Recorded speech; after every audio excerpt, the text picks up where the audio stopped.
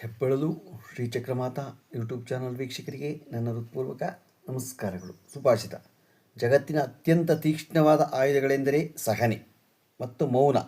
ಇದರಿಂದಾಗಿ ಎಂತಹ ಶತ್ರುವನ್ನು ಗೆಲ್ಲಬಹುದು. ಇವತ್ತು ನಾವು ದಿನಪಂಚಾಂಗಕ್ಕಿಂತ ಮುಂಚೆ ನಾವು ದಕ್ಷಿಣ ಲೋಕಸಭಾ ಸದಸ್ಯರಾದ ತೇಜಸ್ವಿ ಸೂರ್ಯರ ಬಗ್ಗೆ ತಿಳ್ಕೊಳ್ಳೋಣ. ತೇಜಸ್ವಿ ಸೂರ್ಯ ಎಂದು ಪ್ರಸಿದ್ಧರಾಗಿರುವ ಲಕ್ಷ ಸೂರ್ಯನಾರಾಯಣ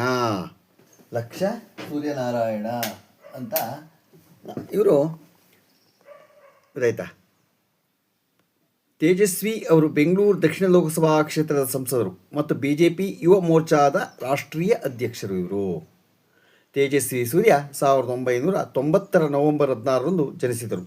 ತಾಯಿ ರಮಾ, ತಂದೆ ಡಾಕ್ಟರ್ LA ಸೂರ್ಯನಾರಾಯಣ.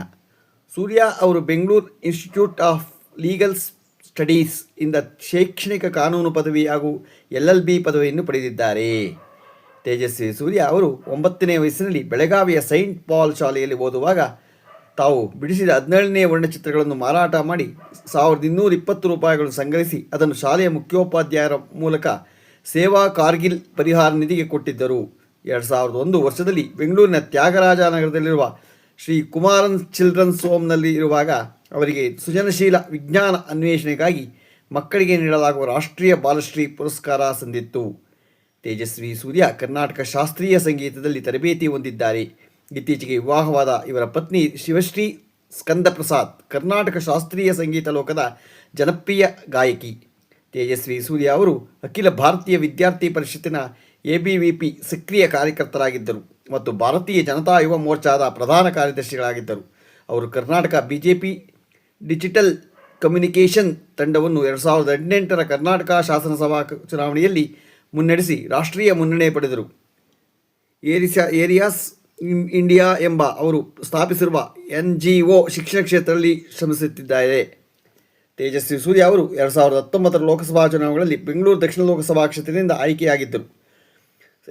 2024ರಲ್ಲಿ 2ನೇ ಅವಧಿಯಲ್ಲೂ ಜಯಗಳಿಸಿ ಕಿರು ವಯಸ್ಸಿನಲ್ಲಿ ಪ್ರಕಾಶಿಸಿದ್ದಾರೆ. ಅವರು BJPಯ ಮೋರ್ಚಾದ ರಾಷ್ಟ್ರೀಯ ಅಧ್ಯಕ್ಷರು ಆಗಿದ್ದಾರೆ.